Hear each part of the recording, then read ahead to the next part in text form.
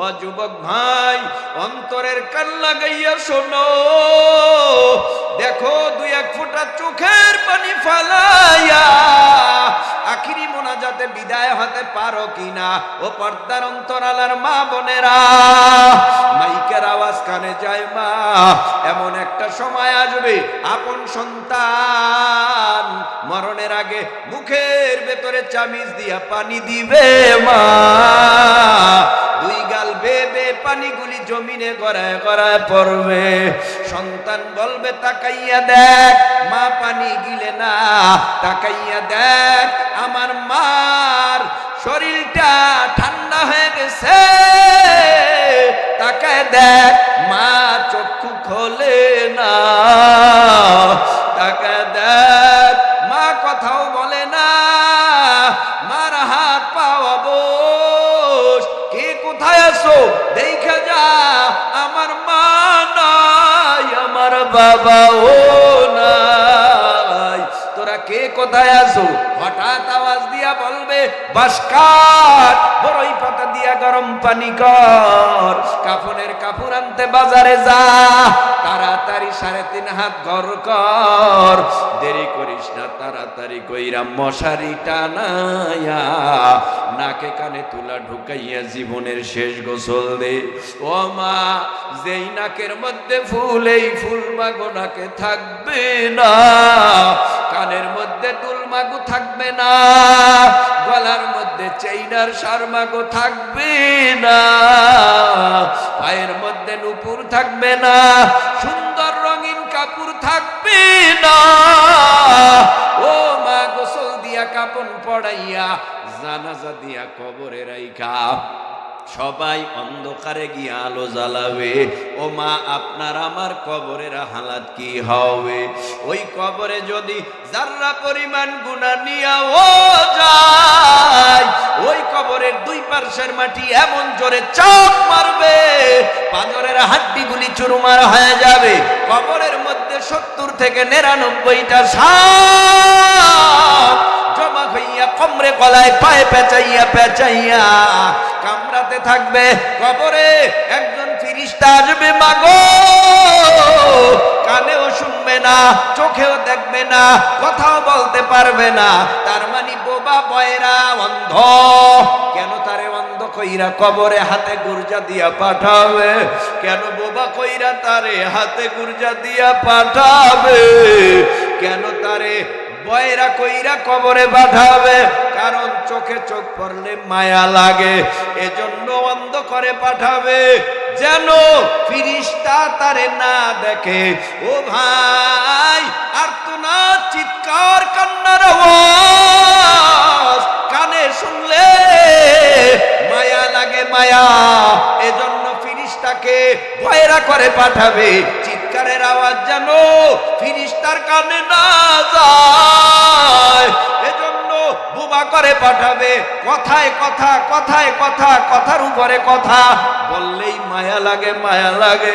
যদি বলে ভাই আমারে আর মারিও না, আমি সহ্য করতে পারি না, এত বড় গুরজার বাড়ি তোমরা দাও, আমি সইতে পারি না, ফেরেশতা তো কানেই শুনবে না, কেমন করে মায়া লাগবে? চোখেই দেখবে না, মায়াও লাগবে না, বলতেও পারবে না, মায়াও লাগবে না। হঠাৎ এমন জোরে বাড়ি দিবে, নবী বলে ও পর্দার আড়ালের মা, ও যুবক, ও কিশোর, ও তরুণ, ও মুরব্বী বাবারা, অন্তরের কান লাগায়া শুনো, কেমন গুরজা তার হাতে দেওয়া। নবী বলেন শক্ত পাথরের পাহাড়ের উপরে যদি এই গুরজা দিয়া আঘাত ফেরেশতা করত, সমস্ত শক্ত পাহাড়গুলি ধুল হইয়া মাটির সঙ্গে মিলে যাইত। এই গুরজা দিয়া পিটাবে, 1 দিন 2 দিন, 1 বছর 2 বছর, কয় না কিয়ামত পর্যন্ত, কিয়ামতের আগ পর্যন্ত পিটাইতেই থাকবে। ও মা, ওই কবরে যাব, ওই কবরে যাওয়ার আগে আমলগুলি ঠিক করেন মা, আমার আমলগুলি ঠিক করা দরকার। যুবক, তরুণ, কিশোর, সকলের আমলগুলো ঠিক করা দরকার। ওই কবরে প্রশ্নের জবাব দিতে না পারলে কবর জাহান্নামের আগুনের গর্ত, কবরে জবাব দিতে পারলে কবর জান্নাতের বাগান। কষ্ট হইতেছে? আমি নতুন দেখে ভালো লাগতেছে না? হ্যাঁ, ভালো লাগে। আরে ভালো মন্দর কি আছে, কোরআন হাদিসের কথা যত বলবে ততই মজা, ঠিক কিনা? এবার আসো ভাই, আমি যে আয়াতে কারিমা তেলাওয়াত করলাম, এই আয়াতের মধ্যে আল্লাহ তিনটা নসিহা করেছেন। কয়টা? এক নাম্বার মিনহা খলাকনাকুম, দ্বিতীয় নাম্বার ওয়া ফিহা নুঈদুকুম, তৃতীয় নাম্বার ওয়া মিনহা নুখরিজুকুম তাওয়াতান উখরা।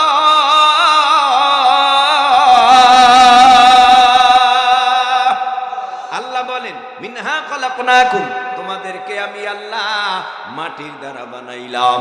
ওয়া ফিহা নুঈদুকুম, আমি আল্লাহ তোমাদেরকে আবার মাটির সাথে মিলায়ে দেব। ওয়া মিনহা নুখরিজুকুম তারাতান উখরা, আবার তোমাদেরকে এই মাটির থেকে জীবিত বানাবো। এই হলো আয়াতের তরজমা। মিনহা খলাকনাকুম ওয়া ফিহা নুঈদুকুম ওয়া মিনহা নুখরিজুকুম তারাতান উখরা। একটু হালকা ব্যাখ্যায় যাই, কষ্ট হবে না তো? আরে আমার ওয়াজ খারাপ লাগলেও তো ভালো লাগবে, কারণ আমার ওয়াজ খারাপ লাগলেও যাবে না আমিও জানি, কারণ বয়ানের পরে তাবারাক আছে। আমি জানি যতই খারাপ হোক যাবে না, কিন্তু আমি আগেই বলছি আমরা তাবারকের পাগল না। কার পাগল? মুরব্বী যায় কুই না, রাগ হয় না, জরুরত ছাড়তে যায়, আবার আসবে সময় মতো ইনশাআল্লাহ। গন নারায়ে তাকবীর। জুবা লাগে না। আমি আসতে খুব, আপনারা জোরে কইবেন নারায়ে তাকবীর। পিছনে এরা চিন্তা করে আমগো তো আর হুজুরে দেখে না, তোমাকে আল্লাহ দেখে না? আল্লাহ যদি দেখে সবাই উঁচু আওয়াজে, ভাই লোক তো বেশি লাগে না, লোকের মতো লোক 313 হলেই গোটা পৃথিবীতে কম্পন সৃষ্টি করা সম্ভব। লোক কম হইছে কই? কত হাজার হাজার লোক। আপনি বসে রয়েছেন কেন? আওয়াজ দেন তুফান বেগে, বেঈমানরা যেন মুসলমানের আওয়াজে ইঁদুরের মতো গর্তে পালাতে বাধ্য হয়ে যায়। বলেন আল্লাহু আকবার। নাস্তিকতা নিপাত যাক, দিন ইসলাম জিন্দাবাদ। নাস্তিকতা নিপাত যাক, দিন ইসলাম জিন্দাবাদ। কোটি প্রাণের একই আওয়াজ, খোদাদ্রোহী সার পাবে না, এই বাংলায় ঠাই হবে না, মুসলমানরা জেগেছে আজ। জোর কদমে সামনে চলো, বজ্র কণ্ঠে আওয়াজ তুলো, সবাই মিলে একই তালে দাও না স্লোগান, নারায়ে তাকবীর, নারায়ে তাকবীর। আখিরি জামানার পয়গম্বরকে আমার আল্লাহ বলে, ও পয়গম্বর, এই দুনিয়ার জমিন থেকে আমি আল্লাহ আপনাকে দাওয়াত দিলাম। আমি আল্লাহর আরশে আজিম, অর্থাৎ আমি আল্লাহর খাস কামরায় আপনার দাওয়াত। নবী কয়, আমি কেমনে আমু? আমি তো চিনি না, কোনোদিন যাই না, অনচেনা পথ। আল্লাহ বলেন, নবী চিন্তা নাই, আপনার রাহাবার হিসাবে জিবরাইল আলাইহিস সালামকে পাঠায় দিলাম। জিবরাইল পথ দেখাইয়া দেখাইয়া দেখাইয়া দেখাইয়া আমার বাড়ি নিয়ে আসবে। পয়গম্বর আরবি সাল্লাল্লাহু আলাইহি ওয়াসাল্লামকে জিবরাইল পথ দেখাইয়া দেখাইয়া নেয়। হঠাৎ নবীকে জিবরাইল বলে, পয়গম্বর, এই যে কত সুন্দর একটা বাগান দেখতেছে। কাহা বাগান? বলে এই বাগানটা জান্নাতের বাগান, ভিতরেই জান্নাত। নবী দেখার উৎসাহ বেড়ে গেল, এত সুন্দর জান্নাত, আল্লাহর জান্নাতের কথা শুনেছি, আমি একটু দেখব জান্নাতটা কেমন। ভিতরে প্রবেশ কইরা নবী জান্নাত ভ্রমণ করে দেখে, ঘুরে, এত সুন্দর জান্নাত। নবী চোখের পানি ফালাইয়া উম্মতের জন্য দোয়া করে, ও আল্লাহ গো, এত সুন্দর জান্নাত, এই জান্নাত থেকে আমার উম্মতকে তুমি বঞ্চিত করিও না। আমার প্রত্যেকটা উম্মতের নামে জান্নাত লিখে দাও। হঠাৎ জিবরাইল আলাইহিস সালাম আবার ঘুরাইতে নবীকে বলে, ও পয়গম্বর, আপনার চোখে কি ধোঁয়া দেখা যায়? কাহা আমার চোখে ধোঁয়া দেখা যায়। ও পয়গম্বর, ওই ধোঁয়াটা হলো জাহান্নামের আগুনের ধোঁয়া উঠতেছে।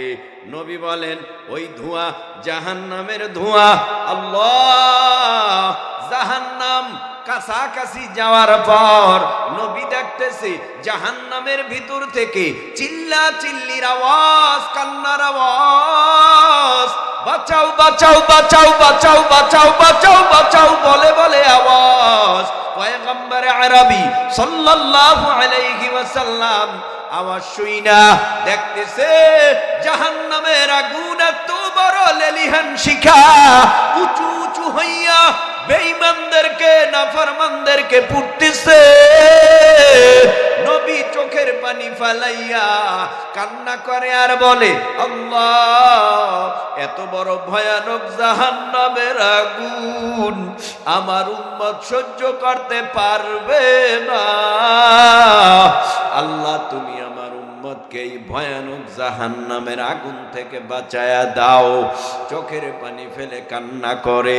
আমার বলার মূল উদ্দেশ্য, মুসা নবী আল্লাহর আশিক, আল্লাহরে দেখতে চাইছে, কিন্তু আমার আল্লাহ মায়ার নবীরে আল্লাহর বাড়ি নিয়া মেহমান বানাইছে। এখানে আনুষঙ্গিক আর একটা কথা স্মরণ রাখতে হবে।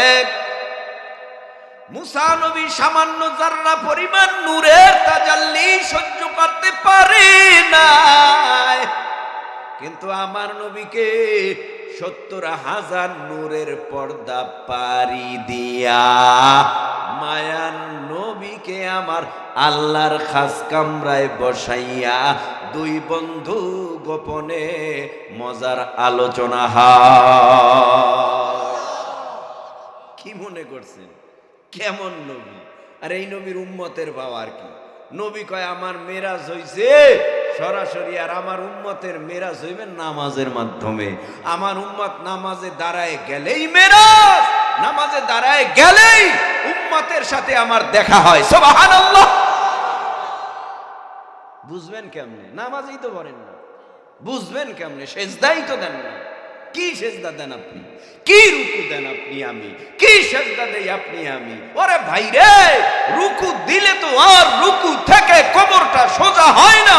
আল্লাহর মায়ায় পরে খালি রুকুর তাসবিহ পড়ে আর বলে, আল্লাহ, আমি কোমর বাঁকা করেছি, তোমার কাছে আমি আত্মসমর্পণ করেছি, স্যালেন্ডার করেছি, মাফ কইরা দাও।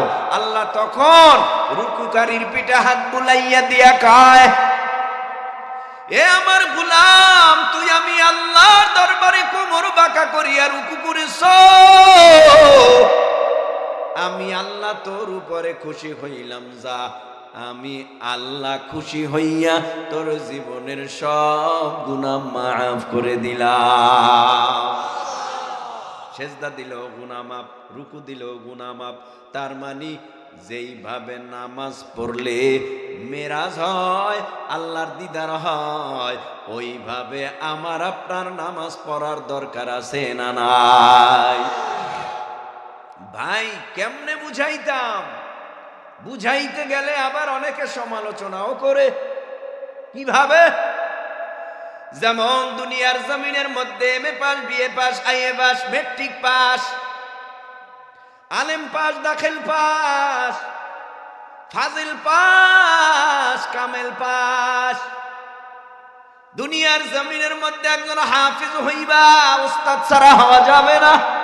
দুনিয়ার জমিনে তুমি আইএ পাস করবা, উস্তাদ ছাড়া হয় না। এমএ পাস, বিএ পাস করবা, ডাক্তার, ডক্টর, ইঞ্জিনিয়ার হবা, উস্তাদ ছাড়া, কথা কয় না, উস্তাদ ছাড়া হয় না। তুমি জমিনের মধ্যে মাওলানা, মুফতি, মুহাদ্দিস, মুফাসসির হইবা, দুনিয়ায় উস্তাদ ছাড়া হয় না।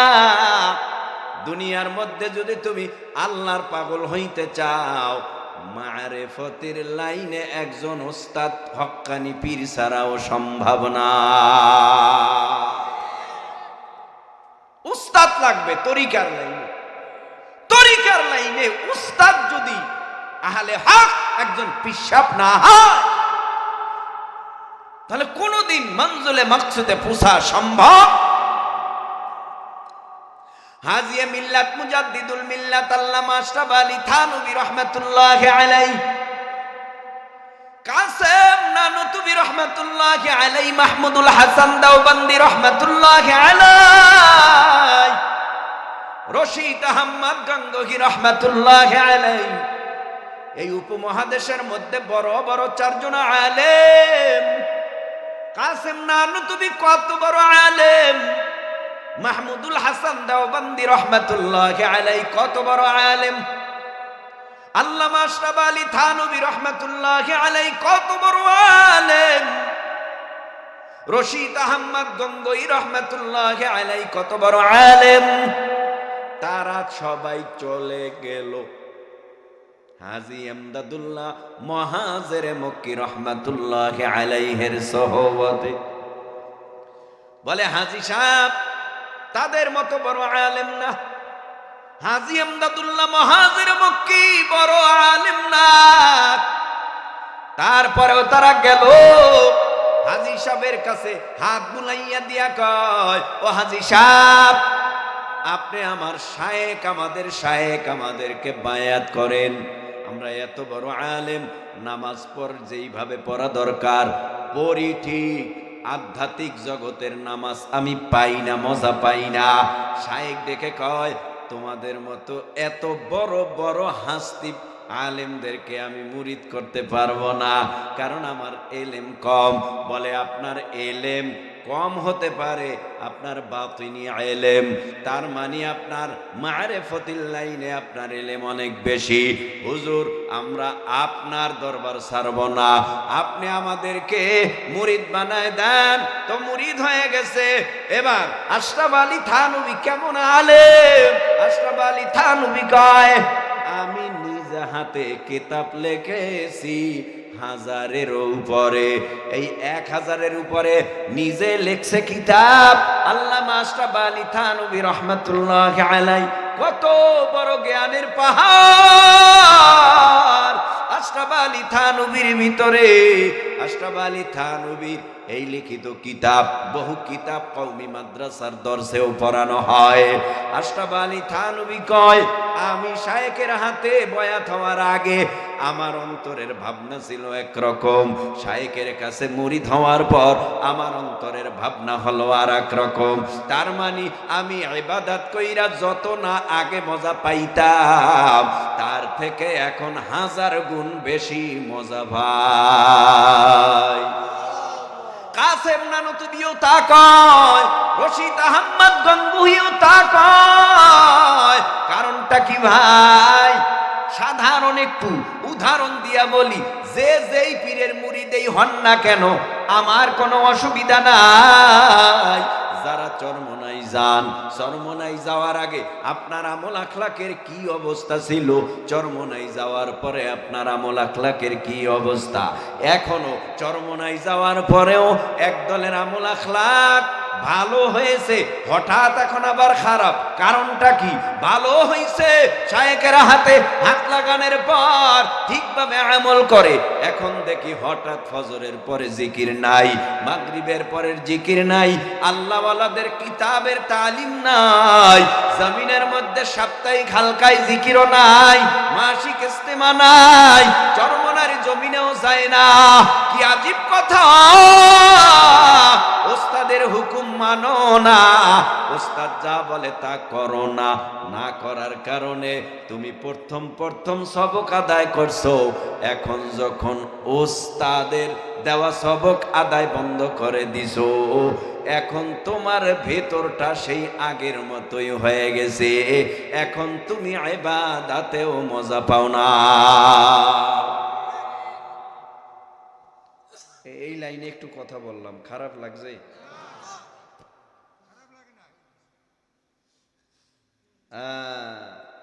লাইনটা বড় কঠিন, ভালো।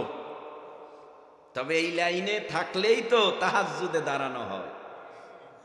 লাইনটা কত ভালো, এই লাইন ঠিক মতো, এই লাইনে ঠিক মতো চলতে পারলেই তো ইশরাকে দাঁড়ানো যায়, আওয়াবিনে দাঁড়ানো যায়। এই লাইনটা ঠিক মতো চললেই তো, আর এই লাইনে ঠিক মতো চললেই তো ফজরের পর চেষ্টা করে কোরআনের তালাওয়াত সূরা ইয়াসিন ওয়াল কুরআনিল হাকীম ইন্নাকা লামিনাল মুরসালিনা আলা সিরাতিম মুস্তাকিম।